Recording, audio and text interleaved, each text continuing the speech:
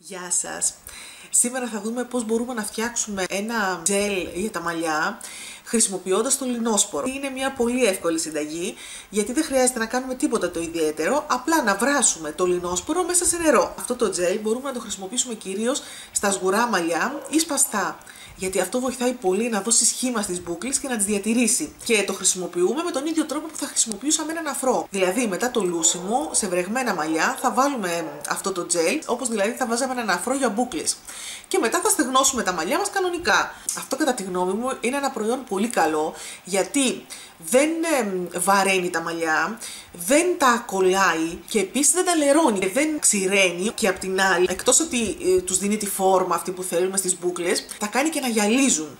Αν θα έχουμε ίσια μαλλιά, μπορούμε να χρησιμοποιήσουμε αυτό το τζέλ όταν θέλουμε να τα κάνουμε σγουρά. Δηλαδή, με τον ίδιο τρόπο όπως και πριν, αφού δηλαδή θα λουστούμε, θα βάλουμε το τζέλ πάνω στα βρεγμένα μαλλιά και μετά ή θα τα στεγνώσουμε αν θέλουμε να κάνουμε μπούκλες με το σίδερο ή βάζοντας ρόλες. Επίσης, ένας άλλος τρόπος που μπορούμε να το χρησιμοποιήσουμε, και είναι και ο τρόπος που εγώ πιο συχνά το χρησιμοποιώ, είναι να κάνουμε μάσκα. Δηλαδή, πριν λουστούμε, να βρέξουμε λίγο τα μαλλιά μας και να βάλουμε πάνω αυτό το προϊόν και να το αφήσουμε για 1-2 ώρες. Και μετά να λουστούμε. Σε αυτή τη μάσκα μπορούμε, αν θέλουμε, να προσθέσουμε και άλλα υλικά. Δηλαδή, μπορούμε να προσθέσουμε λίγο μέλι, μπορούμε να προσθέσουμε λίγη από μία μάσκα που έχουμε αγοράσει ή λίγο από το μαλακτικό μας, ή οποιοδήποτε άλλο υλικό θέλουμε που συνήθως χρησιμοποιούμε και κάνουμε μάσκα. Έτσι λοιπόν αυτό μπορεί να χρησιμοποιηθεί και, όπως είπα μέχρι τώρα, σαν αφρός, αλλά μπορεί να χρησιμοποιηθεί και σαν ζελέ, δηλαδή όταν έχουμε κυρίως πιο κοντά μαλλιά και θέλουμε να τους δώσουμε έτσι φόρμα, και ακόμα από τους άντρες μπορεί να χρησιμοποιηθεί, δηλαδή στα κοντά μαλλιά,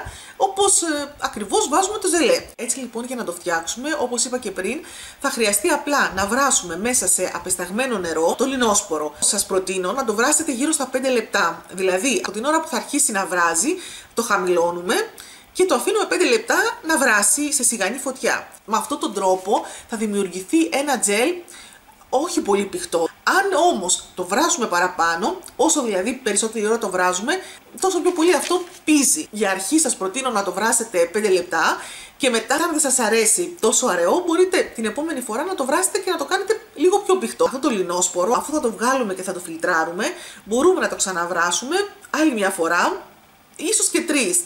Ανάλογα, πολλοί το βράζουν και 3 και 4 φορές.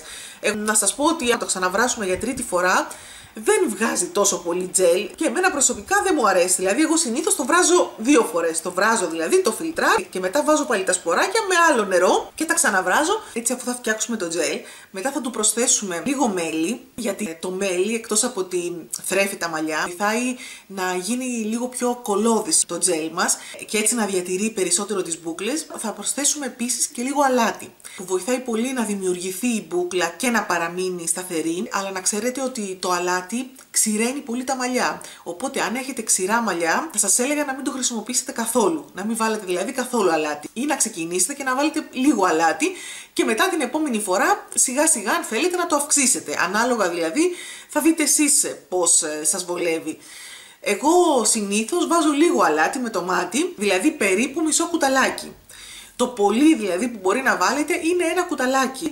Αλλά σας λέω, ακόμα και εγώ που έχω έτσι πολύ απαλά μαλλιά και λιπαρά, δύσκολα βάζω 1 κουταλάκι αλάτι. Συνήθως βάζω μισό ή λίγο παραπάνω από μισό. Και να σας πω ότι το λινόσπορο, για όσους από εσάς δεν το ξέρουν, μπορούμε να το βρούμε εκεί που πουλάνε βιολογικά προϊόντα. Ακόμα και σε κάποιο σούπερ μάρκετ που έχουν το stand με τα βιολογικά προϊόντα, εκεί συνήθως μπορούμε να το βρούμε το λινόσπορο. Είναι σχετικά εύκολο δηλαδή. Από το τζέλ που θα φτιάξουμε θα κρατήσουμε μια μικρή ποσότητα και θα τη βάλουμε στο ψυγείο, την οποία μπορούμε να τη διατηρήσουμε για 1 εβδομάδα περίπου. Φυσικά, αν θα δείτε ότι αρχίζει να μυρίζει έντονα, γιατί το τζέλ όταν θα το φτιάξουμε είναι εντελώς άοσμο. Αν όμως δείτε ότι το έχετε στο ψυγείο 1 εβδομάδα και αυτό αρχίζει και μυρίζει, σημαίνει ότι χάλασε και πρέπει να το πετάξουμε. Αλλά συνήθως διατηρείται 1 εβδομάδα. Έτσι δηλαδή μπορούμε να το χρησιμοποιήσουμε μέσα στη εβδομάδα και άλλη φορά αν θέλουμε. Και το υπόλοιπο μπορούμε να το βάλουμε στην κατάψυξη και να το διατηρούμε στην κατάψυξη. Πάμε λοιπόν να δούμε πώς θα το φτιάξουμε. Τσάου! Ζυγίζουμε πρώτα το απεσταγμένο νερό. Σε οτιδήποτε φτιάχνουμε, να ξέρετε ότι χρησιμοποιούμε πάντα απεσταγμένο νερό. Και αν κάποια στιγμή σας γράφω νερό, εσείς πάντα να ξέρετε ότι πρόκειται για απεσταγμένο νερό. Ζυγίζουμε τώρα και το λινόσπορο. Και πάμε τώρα αυτά να τα βράσουμε.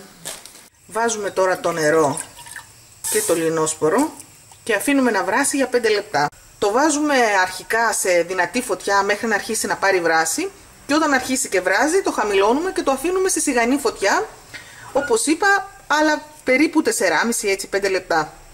Και που δεν ξεχνάμε να ανακατεύουμε για να μην μας κολλήσει κάτω ο λινόσπορος. Εγώ σας προτείνω να το βράσετε γύρω στα 5 λεπτά. Αν όμως εσείς δείτε ότι σας βολεύει να το κάνετε πιο πηχτό, μπορείτε να το βράσετε και λίγο παραπάνω την επόμενη φορά που θα το κάνετε. Όπως βλέπετε ήδη έχει αρχίσει να σχηματίζεται. Πάμε λοιπόν τώρα να φιλτράρουμε το τζέλ. Για να το φιλτράρετε μπορείτε να χρησιμοποιήσετε ένα σουρωτήρι σαν αυτό. Αυτό το κανονικό που έχουμε που έχει λεπτές τρύπες δεν είναι κατάλληλο γιατί το τζέλ δεν μπορεί να βγει από εκεί μέσα. Αυτό εγώ το έχω πάρει από το IKEA, είναι, όπως βλέπετε έχει τρύπες αρκετές μεγάλες και εδώ θα πιέζουμε με το κουτάλι έτσι ώστε να βγει το τζέλ. Βέβαια παραμένει πολύ τζέλ εδώ μέσα, είναι δύσκολο δηλαδή να το βγάλουμε από εδώ καλά. Γι' αυτό το λόγο εγώ χρησιμοποιώ ένα διχτάκι σαν αυτό και τώρα ρίχνω μέσα σε αυτό το διχτάκι το τζέλ μου. Όπως βλέπετε εδώ το έχω στηρίξει με μανταλάκια πάνω στο ποτήρι για να μην μου πέσει μέσα. Το βγάζω.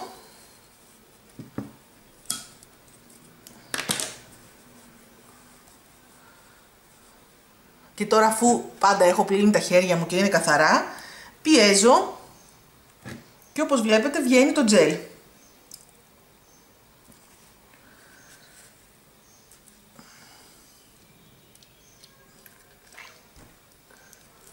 Πιέζω έτσι, βγαίνει σιγά σιγά το τζέλ, εξαρτάται βέβαια και πόσο πηχτό θα το έχετε κάνει.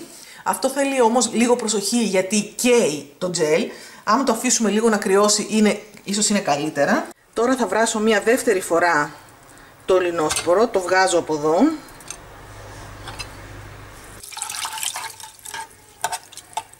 Θα σας δείξω τώρα και τον άλλο τρόπο φιλτραρίσματος. Πιέζω και βγαίνει το τζέλ. Αυτό βέβαια που το έβρασα τη δεύτερη φορά μου βγήκε λίγο πιο αραιό, όχι τόσο πηχτό και από εδώ βγαίνει και καλύτερα. Τώρα θα ρίξουμε το μέλι και θα ρίξω και λίγο αλάτι, όπως είπα και πριν, ανάλογα με την ποσότητα που θέλετε. Ανακατεύουμε να λιώσει τώρα καλά το μέλι και για να είμαστε σίγουροι ότι θα λιώσει το μέλι ή θα το βάλουμε λίγο στο φούρνο μικροκυμάτο να ζεσταθεί ή θα το βάλουμε λίγο στο μπεν μαρί. Βέβαια, αν ρίξουμε το μέλι αμέσως όταν το τζέλ είναι καυτό, δηλαδή χρησιμοποιήσουμε το σουρωτήρι και δεν χρειαστεί να περιμένουμε να κρυώσει λίγο, δεν χρειάζεται και να το ζεστάνουμε. Τώρα εγώ λίγο από αυτό το μείγμα θα το βάλω σε αυτό το μπουκαλάκι για να το χρησιμοποιήσω για μια ακόμη φορά. Αυτό θα το διατηρήσω στο ψυγείο το πολύ για μια εβδομάδα, γιατί δεν θα του βάλω συντηρητικό. Ανάλογα πόσο θα χρησιμοποιείτε εσείς, θα δείτε, μπορεί να το γεμίσετε και παραπάνω, πόσο θα καταναλώνετε δηλαδή σε μια εβδομάδα. Αυτό σας προτείνω να το βάλετε σε ένα μπουκαλάκι τέτοιο ή με μια μικρή τρύπα και να μπορείτε να το βγάλετε εύκολα. Αν το αφήσετε σε ένα ποτηράκι χωρίς να το σκεπάσετε, αυτό ξεραίνεται, οπότε πρέπει να είναι κλειστό, δηλαδή κάπου σε ένα μπουκαλάκι κλειστό. Και το πιο βολικό που έχω βρει εγώ είναι αυτό. Πατάμε δηλαδή έτσι και βγάζουμε λίγο τζέλ. Το υπόλοιπο θα το βάλω σε μία θήκη για παγάκια. Εγώ θα χρησιμοποιήσω αυτήν εδώ πέρα που έχει και τα σχεδιάκια. Αλλά οποιαδήποτε θήκη για παγάκια θέλετε εσείς μπορείτε να χρησιμοποιήσετε.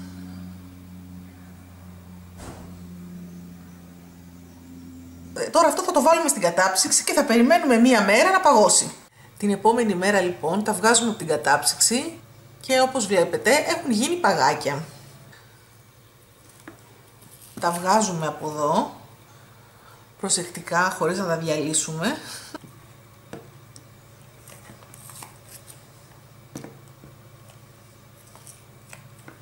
Και αυτά είναι τα παγάκια μας. Τα βάζω τώρα μέσα σε ένα ταπεράκι, έτσι ώστε να τα ξαναβάλω στην κατάψυξη και να μπορέσω να τα διατηρήσω. Έτσι λοιπόν, κάθε φορά που θα θέλω να χρησιμοποιήσω αυτό το τζέλ, μπορώ να βγάζω 1-2, ανάλογα τη δόση που θέλετε εσείς να χρησιμοποιήσετε. Αυτά λοιπόν προς το παρόν, τα λέμε στο επόμενο βίντεο. Τσάου!